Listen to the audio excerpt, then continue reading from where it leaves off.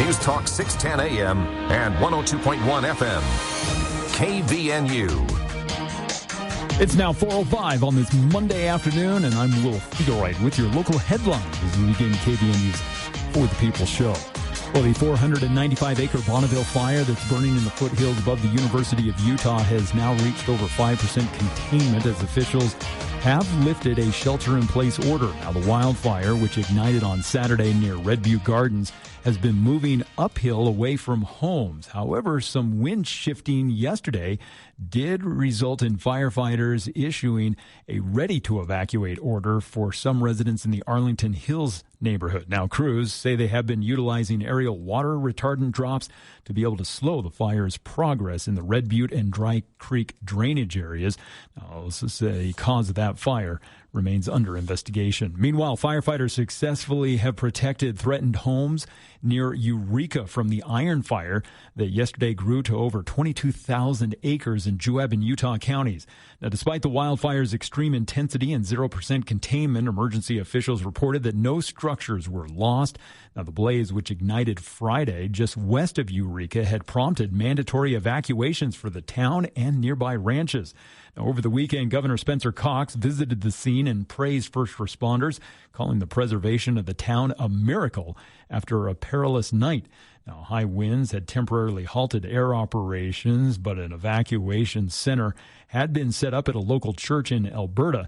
Lieutenant Governor Deidre Henderson also commended residents for their cooperation and praised the mayor of Eureka, Robert Jenkins, for going door to door to ensure that residents were able to safely evacuate.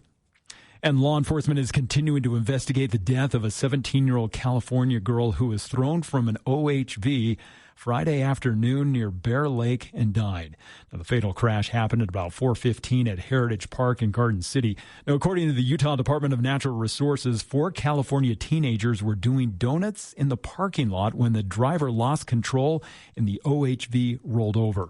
Now, the 17-year-old victim, who was seated in the back, was forcefully ejected. Authorities said she was not wearing a seatbelt or a helmet. Now, despite life-saving efforts from first responders, she was pronounced dead at the scene. The DNR's Law Enforcement Division is now investigating the crash.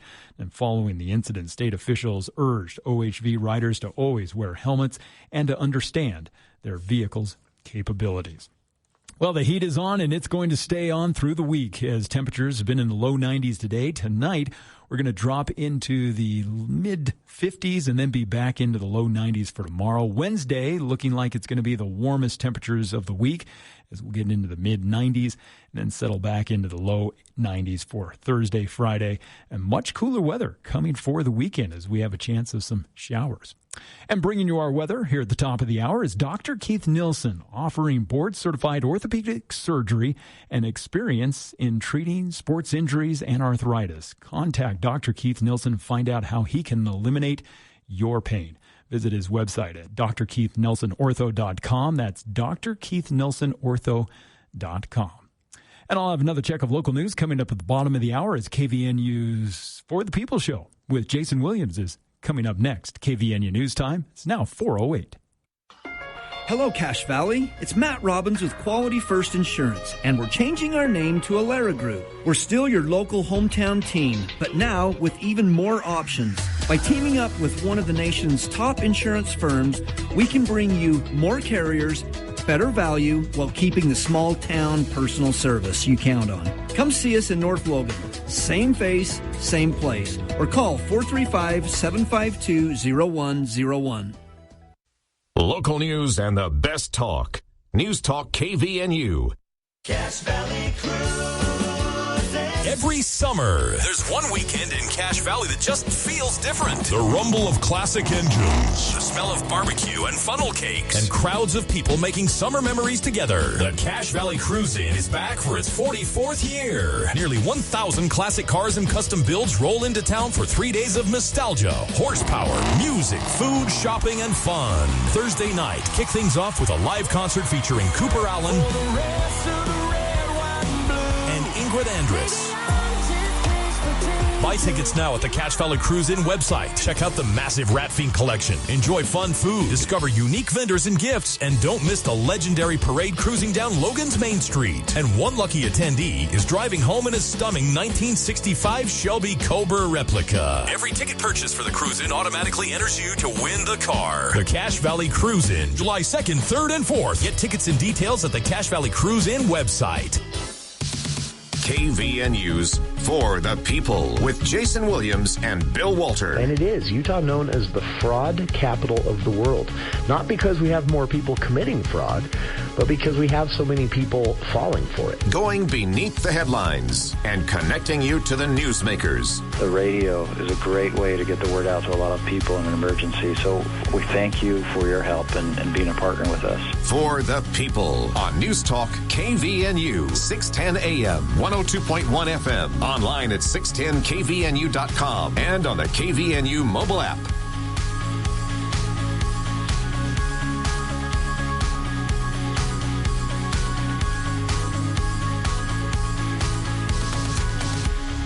Welcome to KVNU's For the People. It is Monday, June 22nd. I'm Jason Williams. 86 degrees here at the Radio Ranch, 4:11 in the afternoon. Thank you for tuning in. We've got voter turnout updates from the Lieutenant Governor's office to talk about how many people have filed a ballot already in these races and which areas are showing the most excitement from voters. And we'll get to that in just a bit. Also, a special guest joining us, a journalist who has done work for statewide media organizations out of Salt Lake City, including some pretty in-depth coverage of the whole data center fiasco in Box Elder County. Aaron Cox will be joining us later on in the show to talk about what it was like to report on a local level a story that this doesn't happen in Utah very often. A story that was actually getting national attention. Local journalists, including some here in our own newsroom at CacheValleyDaily.com and KVNU, we're having stories cycled up, if you will, into the national news cycle on a regular basis for a few weeks there. And, of course, no one's really prepared for that kind of attention. I'll say this multiple times as we speak to Aaron in hour two, but hats off to Lynette and crew at Box Elder County for a sleepy little county that, you know, for the most part, biggest news stories or need for public information office activity has come when they've had, you know, maybe issues with the water system or concerns over a wildfire as they're dealing with now, unexpected public safety events where getting the word out is key. But these are generally very localized stories. And suddenly they find themselves getting calls from CNN and stories from local media organizations are making their way into the national social media news cycle, of course, but also traditional legacy media coverage. It was strange for everyone, and it's not over. So we'll talk to Aaron about what it was like reporting locally here in Utah at the statewide level on a story that was developing quickly and getting national attention. And with that national attention, oftentimes, having details kind of mixed up or construed incorrectly here and there. So we'll talk with Aaron Cox about that coming up later on in the show. Quick update on wildfires. Over the weekend, just in the last 3 days, in fact, there was another one this morning, small grass fire, I believe, in the either Wellsville or Hiram area. I haven't confirmed that. I just happened to pass the trucks as I was out about my work day today. And it was a small grass fire. They got it under control quickly. But I was thinking to myself, I think that's the fourth that I know of just in Cache Valley since Saturday. And one of these was a pretty big deal, or it could have been way worse.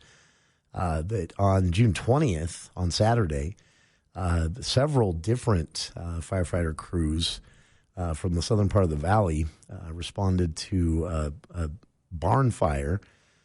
Blaze was reported just before noon on Saturday near 370 North and 200 West in Wellsville. For those not familiar with the area, this is the curve as you come out of Wellsville heading in towards Mendon. The road takes a pretty, I think it's almost a 90-degree left, and then just slightly less than 90-degree right until it straightens out and heads towards Mendon. And there are some roads that go off of that road south back into the subdivision or the housing areas. There, a lot of old homes, a lot of old barns. Well, one of those barns caught fire, the cause of which is still under investigation due to the proximity of the barn to both propane tanks, known ammunition storage. Nearby residents were evacuated for a short period of time. Thankfully, they got this one under control pretty quickly. They did actually deploy some equipment rarely used because of also the location of this barn and the breezes that were kicking up and down on Saturday. At one point, we even had gusts, I think, about 20 miles an hour just ahead of some of those thunderstorms that came through, which had their own contribution to offer to wildfires throughout Utah, including a fire on the hills above Salt Lake City sparked by lightning. They used, so in fighting this fire, they used an aerial water stream and dropping water in from above basically as much as they can. And they were focused. The barn itself, they determined early on, was a complete loss already. But they were focused entirely on keeping control of that in the winds because it's the area this is in, surrounded by agricultural fields, some of them quite dry, a lot of dry grass on the foothills there, just a few hundred yards away from where this fire was. So there was a lot of concern. So above and beyond evacuating residents due to propane tanks and an ammunition storage that was known to be on the site, they also were focused on making sure this stayed contained to the area it was. The barn, again, was a complete loss. Though homes were at risk, none were damaged, at least as far as reports so far have come in. And again, this was multiple different calls to 911, some even to Logan City Police, people who had seen the flames and the smoke. And from a distance, of course, it looked location-wise like something that was either was or quickly about to become a wildfire, burning up the hillside there. So hats off to those observant residents who made those calls and got fire crews out there quickly.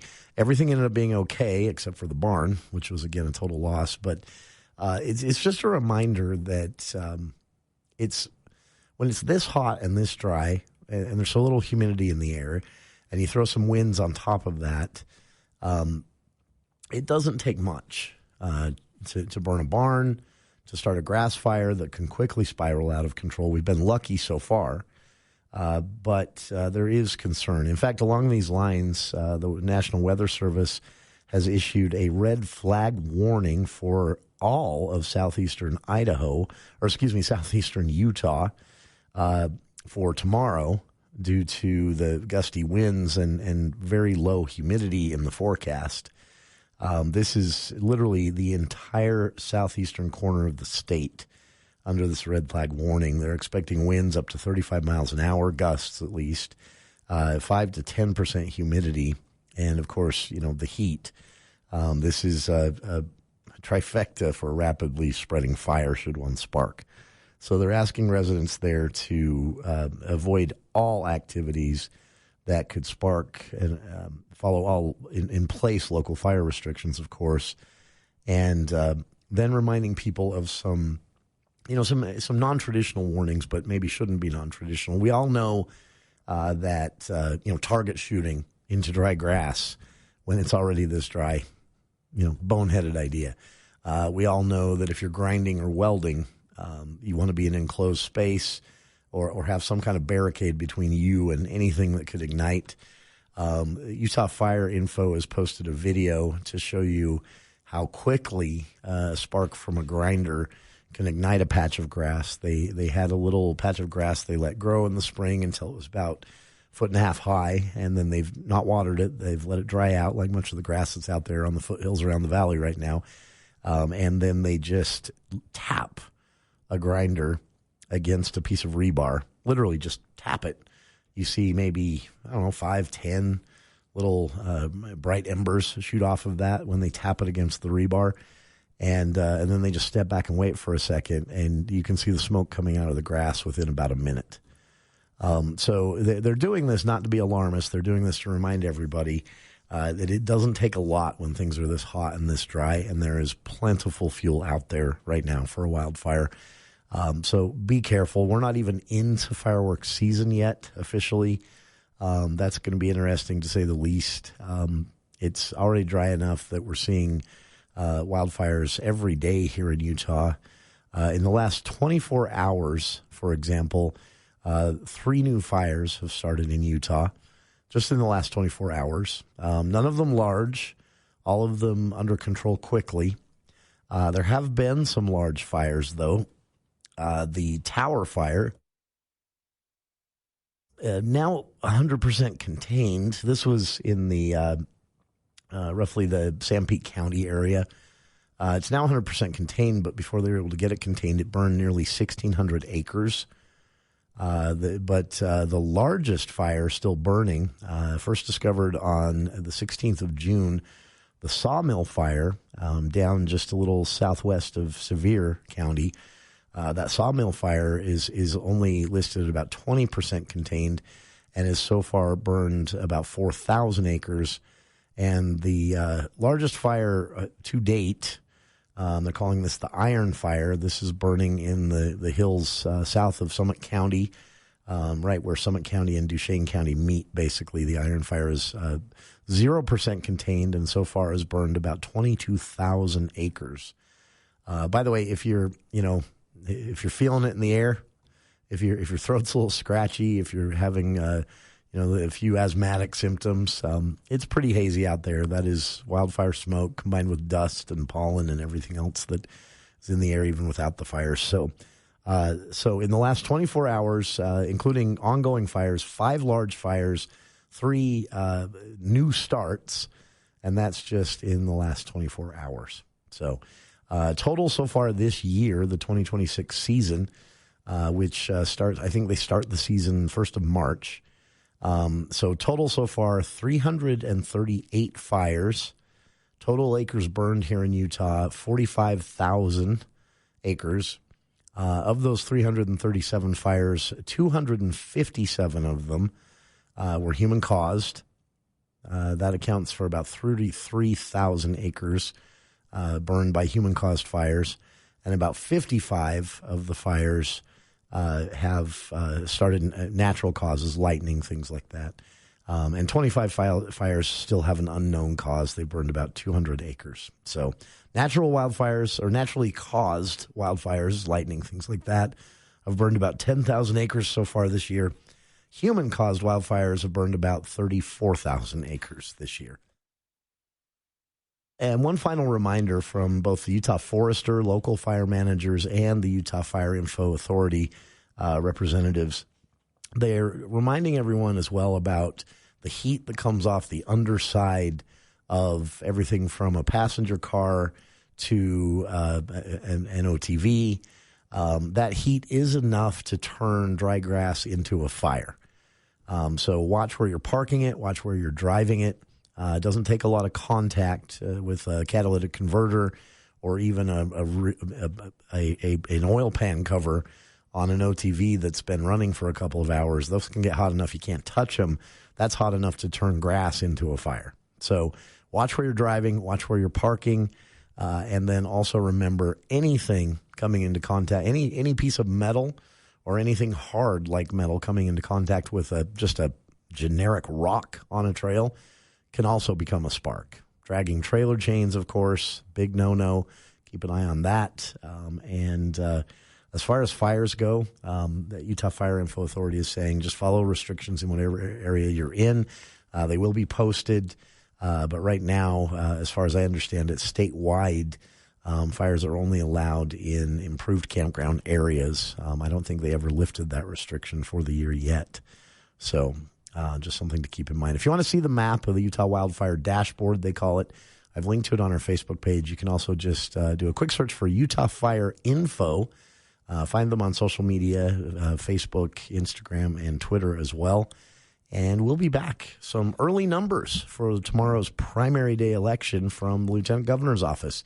How many people have cast a ballot already, and what areas are casting ballots per capita or per registered voter, at least, in the highest numbers? A little mini report on the election from the Lieutenant Governor's office ahead of tomorrow's election day, and we'll get to it right after this. News Talk 610 AM, 102.1 FM, KVNU. The Murdoch Auto Team has been part of Utah's automotive fabric for over 100 years, a century of building a name you can trust. And it's been a privilege for the Murdoch family to grow alongside this community. We are so proud to have served our friends and neighbors for generations. Now we're carrying that same commitment forward as we head to a new horizon, driving together into a bigger, brighter future. You've got to come and see us at any of our 10 locations across the Wasatch Front or online at murdochautoteam.com. Make laundry a snap with the large load washers and dryers at Mount Logan Laundry. Rather than 8 to 10 loads at home, get the job done in 1 or 2 with their 55 or 80-pound washers and 80-pound dryers that are perfect for sleeping bags, comforters, and other big items. Mount Logan Laundry has free Wi-Fi and drop-off service, plus they're open until midnight. Mount Logan Laundry really is the cleanest spot in town. Find them at 5th East and 9th North in Logan or in Brigham City on the corner of 1st East and 7th South. Experience Broadway caliber productions, stunning voices, and the magic of live theater, all in historic downtown Logan. Utah Festival Opera and Musical Theater is back. Celebrate America 250 with the patriotic and passionate Tony Award-winning 1776. Laugh out loud at Gilbert and Sullivan's Pirates of Penzance and at the courtroom combo Scalia, Ginsburg, and Trial by Jury. Plus the moving romance The Last 5 Years. Utah teachers and students get free tickets. UtahFestival.org. The wait is almost over. On Wednesday, June 24th, we'll reveal the winners of this year's Best of Northern Utah. After thousands of votes, it's finally time to see which local businesses earned your vote. Pick up your free Winners Magazine June 24th at locations throughout Cache Valley. Congratulations to this year's winners, and thank you for supporting our local businesses. Best of Northern Utah is proudly presented by Alpine Cleaning and Restoration. Best of Northern Utah. There's 1,000 words that I could say. Welcome back to KVNU's For the People. Before we move on from wildfires, we nearly, overnight last night, lost the city of Eureka, Utah. Not exaggerating here. I mentioned the Iron Fire, as they're calling it. Currently just under 25,000 acres burned since Friday. This was first discovered on Friday. And that is more than almost 25,000 acres burned, and 0% containment as of this afternoon, at least. First discovered burning. This is basically, at this point, it's burned down the corners of Joab, Utah, and Tooele counties, as it's kind of circled there. Ignited Friday night when it was first reported, grew to about 20,000 acres just in the first 24 hours, and has forced evacuations for the entire town of Eureka and several neighboring ranches. And the wildfire has burned right up to town borders. But overnight last night, there was a concentrated effort, which, as I understand it, included, according to Lieutenant Governor Deidre Henderson, who has family in Eureka. She posted early this morning, we nearly lost the city of Eureka last night, but thanks to heroic efforts of many brave firefighters who defended the city throughout the night, things are looking much more hopeful today. We're great for them and are praying for their safety. And along with that, she posted some photos that just surreal. If you've ever been to Eureka, there's a big water tank up on the hill above the handful of houses there. And that water tank surrounded by just an eerie, glowing red sky. That's how close the fire was. And just shots from downtown Eureka with the hillside beyond there just completely engulfed in orange flame and gray smoke. Again, this fire is still 0% contained and completely dependent on the direction the winds shift at this point. There was a press conference held regarding the fire. Local fire officials gave an update on their efforts so far to contain the iron fire and how they got lucky as far as Eureka City goes. Here's just a bit of that update this morning. And what is the plan today as far as fighting this fire? Well, we've been able to establish a toehold or an anchor point right near the town of Eureka. And so from both, working up both flanks from that side, so up both the east side and the west side, we have crews that are directly extinguishing the fire. So they're getting right to the fire's edge and working it to put up the fire out. Now the main concern as we're seeing all this fire activity is how is the town of Eureka doing? Have any structures been damaged since the last report? And where do things stand? So nothing has been reported to have been damaged as far as people's primary structures, as homes. Everything is still okay. There was a couple small outbuildings that were lost and damaged. Other than that, we're actually looking really good as far as private property is concerned. Fire officials did say that was, they admit, sheer luck. The wind played in their favor, but it was close. They said the way the fire was moving yesterday, you can hear the wind even this morning still in the audio there from that press conference. They say the way the wind was blowing, they really thought that Eureka was toast. They'd evacuated, but and they'd had time even to evacuate, livestock and valuables and things like that as much as possible.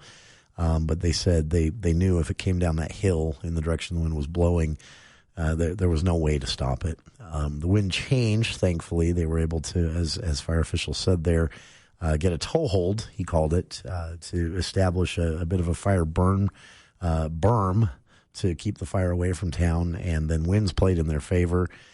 So less concern for the town of Eureka now, but this could have been a total loss for the town. If that fire had continued the direction it was burning, that Eureka would, no longer be there. So again, this is serious stuff, folks. This fire is still 0% contained, currently just under 25,000 acres burned. And at this point, still, fire officials say they're still completely dependent on the winds pushing the flames, in a different direction. The trouble now is the wind is pushing the flames eastward towards Alberta. So Eureka dodged a bullet or a wildfire. Now there's concern for it burning towards Alberta and some of those other ranches out there. So as of Monday afternoon, again, no primary homes have been lost or reported to be lost. At least some small outbuildings have been damaged or destroyed. Many ranches out on the outskirts of town have reported, tens of thousands of dollars of damage to structures and equipment and things like that already. Governor Cox today praised firefighters for working to protect homes, calling it pretty much a miracle that no homes were destroyed in the last 24 hours, considering what the conditions looked like Sunday morning. So firefighters are still working on containment, making some progress again today. But it is now burning in another concerning direction. So they've called in reinforcements, to say the least. So some aerial traffic that will be coming from, I believe, Colorado. If you want to see some of the photos showing, the firefighters battling this fire overnight to protect the town of Eureka, again, the lieutenant governor, via her official X account and Instagram pages, has posted about 20 photos from fire officials there. And again, just surreal stuff to see. I've linked to it on our Facebook page, and we'll be back. Speaking of the lieutenant governor, the elections office today released a little teaser of a potential turnout for the election. Election day, of course, is tomorrow. If you didn't mail your ballot, don't use a drop box or take it to an election center in person. Regardless of where you're listening from, you live near one. I guarantee you live nearer a drop box there at every city hall in northern Utah. As long as your ballot is in the drop box or handed to election staff at an election center tomorrow, drop box is open until 8 p.m. tomorrow as well. As long as your ballot is in one of those two places by 8 p.m., your ballot will count. Those are the only two ways. So how many people have already turned theirs in? Some early numbers from the Lieutenant Governor's Elections Office right after this look at the news with KVNU's Will Feelright.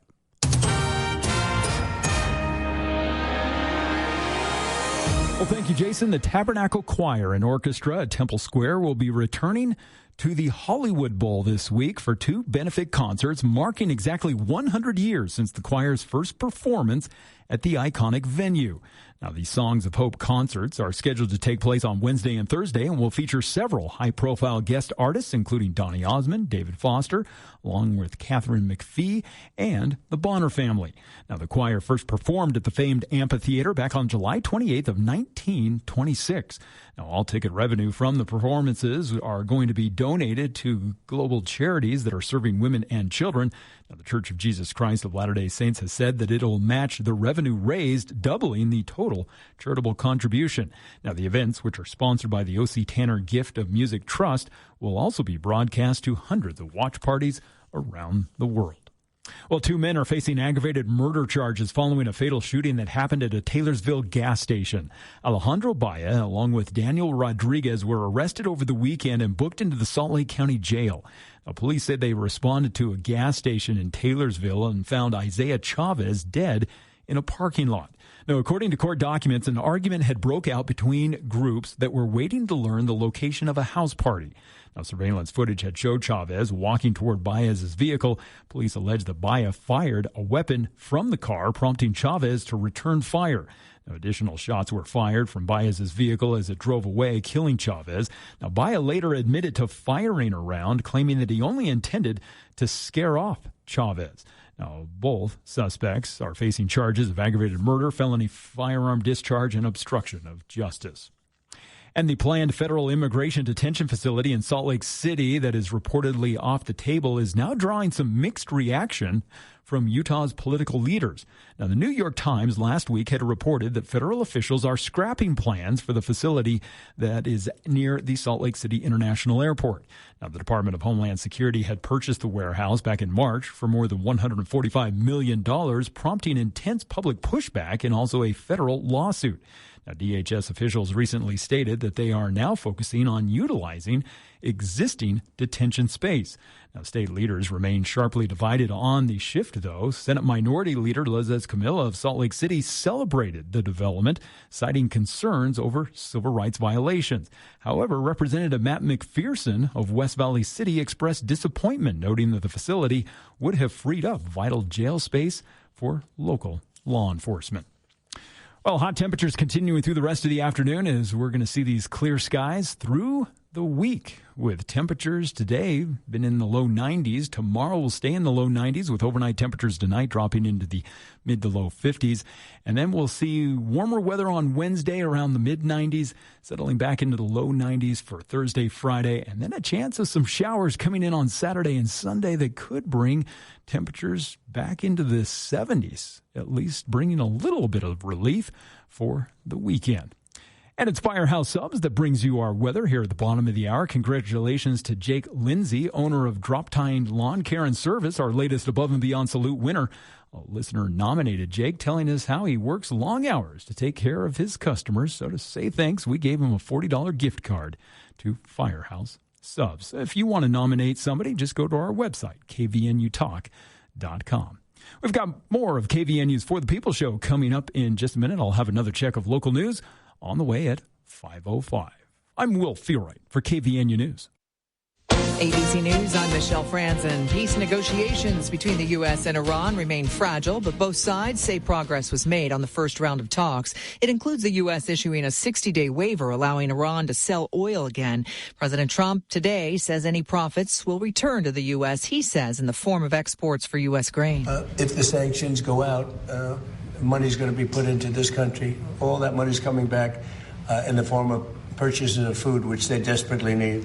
They have 91 million people. They can't feed them. So the money that that we lift is going to go to our farmers. The Coast Guard says there are no deaths following a U.S. Coast Guard helicopter crash during a training flight today near Juneau, Alaska. 4 crew members were on board. The cause remains under investigation. Former Federal Reserve Chair Alan Greenspan has died. He was appointed by President Ronald Reagan. Greenspan's wife, NBC's Andrea Mitchell, says he died from complications of Parkinson's. He was 100. This is ABC News. Did you know you can cut your Rocky Mountain power bill by 40 to 50% without a single solar panel? With the new time of use rates, power is 4.5 times more expensive in the evening, but cheap during the day. At Greenbox Solar, we install smart home batteries that charge up when electricity is cheap, then power your home during peak hours. Solar is totally optional and can be added in the future, but savings are guaranteed. Drop by Greenbox Solar's showroom in South Logan to see the hardware for yourself. Visit our website at poweredbygreenbox.com. Bringing Wall Street to Main Street. From your local experts in downtown Logan, this is the Adams Wealth Advisors Market Report. From ABC News, Wall Street now. Market indexes were mixed on the first day of trading after the 3-day weekend. The Dow was up 148 points at the end of Monday trading. The S&P lost 28, and the Nasdaq fell 351 points. Oil prices eased after Vice President J.D. Vance claimed progress in talks between the U.S. and Iran. Shares of SpaceX tumbling more than 10% for a third straight loss, but still above the $135 price of its initial public offering earlier this month. Shares of Illinois-based pharmaceutical company AbbVie were up after it announced a deal to buy Apogee Therapeutics. The Federal Aviation Administration announced it will start rolling out an AI system across the national airspace aimed at reducing delays and cancellations. That system will predict weather, traffic, and airspace issues and suggest solutions to air traffic controllers. Nationwide operation is expected in 2028. Michelle Franzen, ABC News. That's your update from Adams Wealth Advisors, guiding your financial future one day at a time. For personalized help planning yours, reach out to us at 435-752-1702. See you soon, Cache Valley. Advisory services offered through Adams Wealth Management, a registered investment advisor. For important disclosures and more information, visit adamswealthadvisors.com. Cache County has had 5 county attorneys in 5 years. That's not normal, and it's not good for our county. I'm Brett Chambers, running to restore stability and experienced leadership to the county attorney's office. I've spent over a decade protecting private property rights and advising on land use. I'm endorsed by over 38 local attorneys, prosecutors, public defenders, and every practice area in between. On June 23rd, I'm asking for your vote. God bless America, and God bless Cache County. Paid for by the committee to elect Brett Chambers. This summer, the line between safe and sorry might be as small as an overgrown tree. Dry branches, thick brush, untouched areas around your home. That's the kind of fuel fire loves. Let Hull Tree Care help you push that line back by creating a defensible space and reducing fire risk around your property. Call 760-6587 for a free fire risk evaluation from Hull Tree Care. Be fire aware with Hull Tree Care.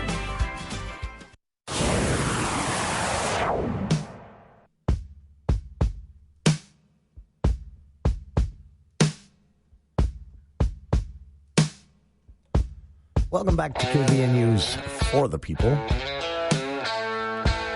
I keep saying we're moving on from fire, but one final fire-related story you should check out. I've linked to this on our Facebook page and Instagram accounts, but you can also find it in the story at the Salt Lake Tribune.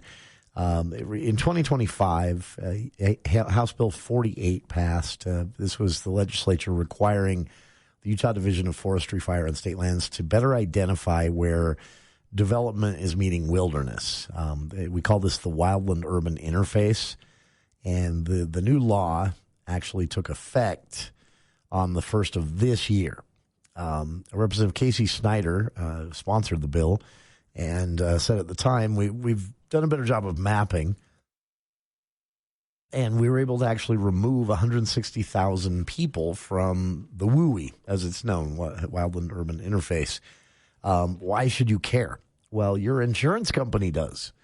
The new law requires insurers to acknowledge when people have been removed from what is basically a high-risk map for wildfire. And so it's a way to keep insurance companies from charging that higher premium they charge people who are in these areas if they've been removed by the state and the state forester. So there's an easy way to find this out. There is actually a form you can submit to ask for a review, but you can also just look at the state maps via the Utah Forester's website, which is forester.utah.gov. And while you're there, check out some tips as well. Many of you might know this, but your home insurance provider will give you discounts if you have, for example, clear gutters and branches cut back at least 5 feet, but recommended 10 feet from your roof if you have trees nearby the home. And there are a bunch of other things, too, that you can get a discount for. So check that out. Salt Lake Tribune has a big story on it today, and I've linked to it on our Facebook page. All right. Finally moving on from wildfires now. Just a little bit. Of course, the election day isn't until tomorrow. Many people in Utah do like, either out of tradition or unfounded fear over our mail-in voting system, which has been working just fine for 14, 15 years now. So settle down. I know it's politically popular right now to be an election skeptic, but you look at Utah's track record, handfuls of incidents of attempted, not even successful, attempted fraud in 15 years of using this mail-in voting system. I think we got it figured out. So, and again, remember, attempted fraud. They were caught. So, use the drop boxes. I've normally, for years, I said, it's so easy, just put it in your mailbox. Why would you do anything else? The legislature changing the rules, and I'm notorious for this. You would think me, someone who, I've been sitting here interviewing candidates both in the lead up to the conventions in April and afterwards throughout the primary proper. I've been speaking to candidates, at least a couple of candidates a week since the legislative session wrapped up, first week of March. And so you'd think me, of all people, that I would not do this, but frequently I find myself getting to the last weekend before Election Day and thinking and also keep in mind that I've pretty much I've known who I was going to vote for probably from the start. I tend to be a bit of a message voter, if you will. A lot of times I'm inspired to vote more against someone than for. Not so much in any of these races, but I do always find my reason that gets me excited, and yet still I'll find myself, the Thursday or Friday or even Saturday before the primary election day or even general election day thinking, oh, got to get on that. So I don't judge is what I'm saying, but get it in. It is, you have drop boxes, are a lot of them at least, are available 24/7. So no excuse not to swing by a local city hall. They're bolted to the ground outside almost every city hall in the valley and Box Elder County, and they are under 24-hour surveillance. They are secure. The ballots are collected with a team of people, not just one individual, on a regular basis, so they don't sit there for a long time. So that's your easiest option. But again, tomorrow you do have the option to vote in person. Also, if you didn't get a ballot, and there are a lot of reasons you might not have. Maybe you moved and didn't update your registration. Maybe, who knows. But the most common reason in a primary like this you didn't get a ballot is that you are not a registered Republican. This is for both the county attorney's race and the congressional race here in northern Utah. These are partisan races, meaning these are Republican primaries, and the Republican Party in Utah chooses to close its primaries, meaning only registered members of that political party can cast a ballot or get a ballot automatically. Now, you can request one, but that deadline was June 16th, so it's too late. So if you have didn't care but now do, if you expected a ballot but didn't get one, and now you're surprised to find out why, it's not too late.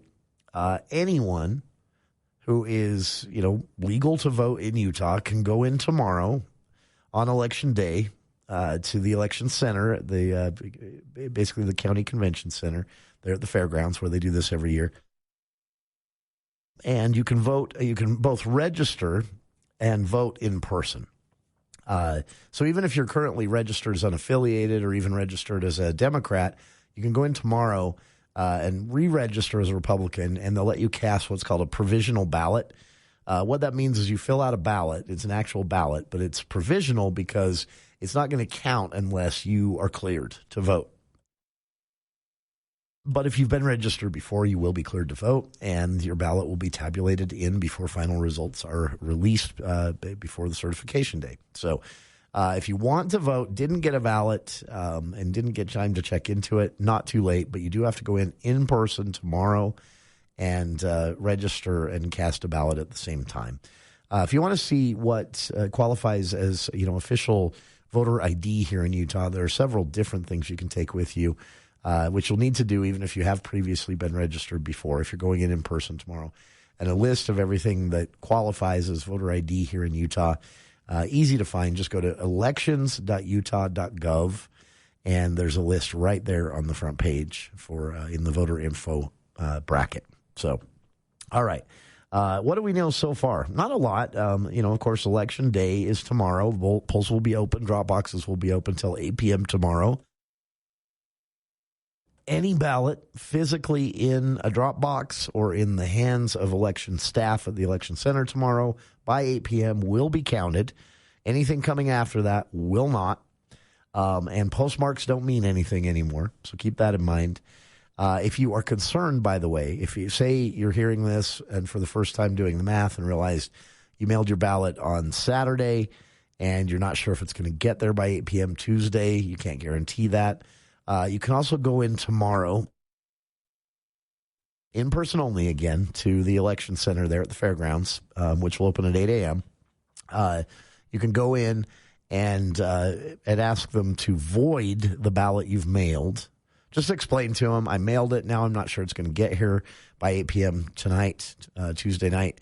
They'll void that ballot, meaning when it does arrive and they scan it, the system will flag it as a voided ballot. They just toss it in the shredder. And then you can fill out a provisional ballot that cancels that ballot out. So if you're unsure, if you did mail your ballot, but you mailed it Friday or Saturday and you're unsure, you haven't gotten a text yet saying your ballot has been received, and you're nervous about that, you haven't received anything by, say, tomorrow morning, go in tomorrow, ask them to void the ballot you've sent, explain to them you're not sure it's going to get there on time. They'll let you fill out a provisional ballot that will void your original ballot. And so a lot of options here is what I'm getting at. So turnout, here's what we've seen so far. This is as of 1 p.m. today. The elections office for the state says statewide voter turnout is at 19.4%. Now, that doesn't sound like a lot, especially considering we have congressional primaries in two different House districts, ours and UT3. And considering here in northern Utah, for example, there are 4 different primaries playing out in local elections, including here in Cache Valley, the county attorney race, of course, which has gotten a lot of attention. In fact, I'll be honest with you, I've spoken with more voters who have plugged into this election because of the county attorney race than they have the congressional primary, which is interesting. And probably, I don't make predictions anymore, but I'd say that probably is good news for Blake Moore in that race. People maybe not aching for change, but when it comes to the county attorney's race, there's been a lot more local attention on that. We've gone through a lot of county attorneys over the last couple of years. So that race is, more people have mentioned that race as being on their radar than the congressional race when I've asked. Anyway, turnout statewide, 19.4%. Doesn't sound like a lot, but that is early voting. So it's kind of a lot for early voting. The top counties so far, unfortunately, Cache County not among the list. The 3 counties with the highest early vote turnout so far, Davis County, Weber County, and Salt Lake County. All of them sitting roughly between 23 and 23.8% respectively. So we'll call it 24% for those three counties. Cache County, we're actually currently just a bit above the statewide average. Statewide average, again, 19.4% turnout. Cache County's numbers, according to the state lieutenant governor's elections office, Cache County early voting numbers, about 19.6% of registered Republicans have cast a ballot so far.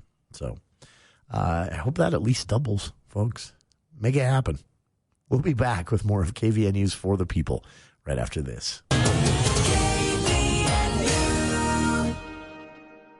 I'm Sheriff Chad Jensen, and I have worked with Dane Murray since his first day at the Cache County Attorney's Office. I've seen firsthand his commitment to victims, public safety, and justice. Dane has spent his career holding offenders accountable while helping victims and their families move forward. He's a trusted legal advisor, an experienced prosecutor, and a leader I rely on. I trust Dane Murray, and I'm proud to support him for Cache County Attorney. I hope you'll join me. Paid for by Dane Murray for Cache County Attorney. Vote Dane Murray. Headed to Logan for Utah State, family fun, outdoor recreation, biking, or running events? You need a great place to stay. The absolute best deal in town is the Baum Motel and the Aggie 79 Special. A room at the Baum Motel for just $79 per night. Minutes from USU and right in downtown Logan. It's perfect for game days, graduation, visiting family, and sporting events. Clean, comfortable rooms, family-friendly, and seasonal outdoor pool, plus a free full breakfast to start your day. All for just $79 with the Aggie 79. Call 435-752-5220 and book today. This is Ryan at My Mattress. Do you ever wish you could trade in your old mattress like you do your car? Well, let's do this thing. Right now, trade in your old grubby bed for $500 credit for a Purple Rejuvenate or Tempur-Pedic, the world's two best beds. Also, get 2 free tickets to the dinner and show at Lionheart Hall called Curtains and Cuisine Cabaret. Trade in your bed for $500 and free tickets to the dinner and show at Lionheart Hall. Isn't it time to sleep exceptionally? Only at My Mattress. Discover the comfort of outdoor living this year with a project by Canyon Landscaping. Fresh seasonal planting beds, a custom paver patio perfect for barbecues, and subtle landscape lighting to keep the party going long after sunset, or a place to relax after a long day. Every project is designed around how you live. Professionally installed, on budget and on time. Ready to create the perfect outdoor space? Visit canyonlandscaping.com to view the gallery. Canyon Landscaping. Look for the leaf.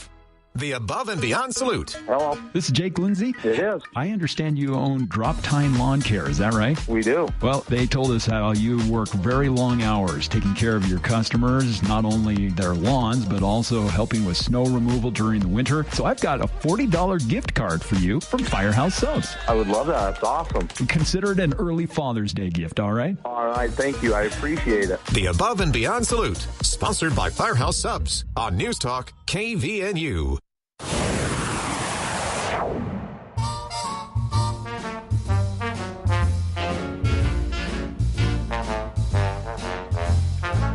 Just in time. Wrapping up hour one of today's show, but hope you'll stick around. Erin Cox, a journalist who has worked for several different statewide media organizations. She found herself as a journalist right in the middle of reporting on the Box Elder County Data Center for, again, statewide media outlets.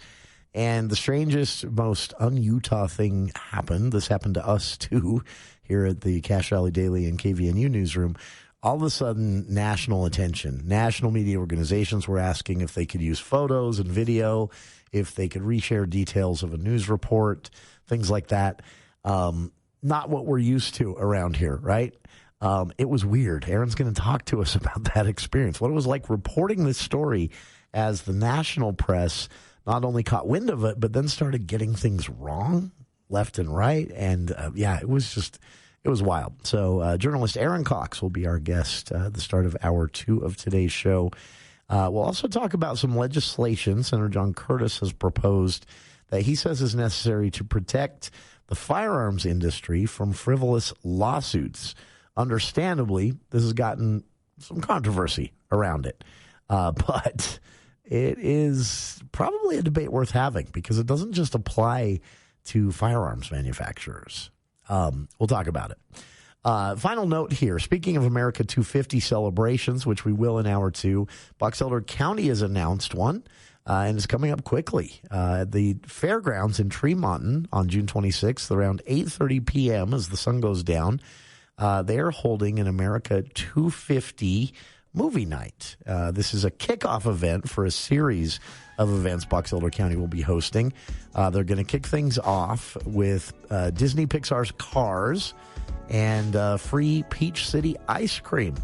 That will be at the fairgrounds this Friday, the 26th, at 8:30 p.m. Again, a kickoff event for a series of America 250 events there in Box Elder County. So, something to check out.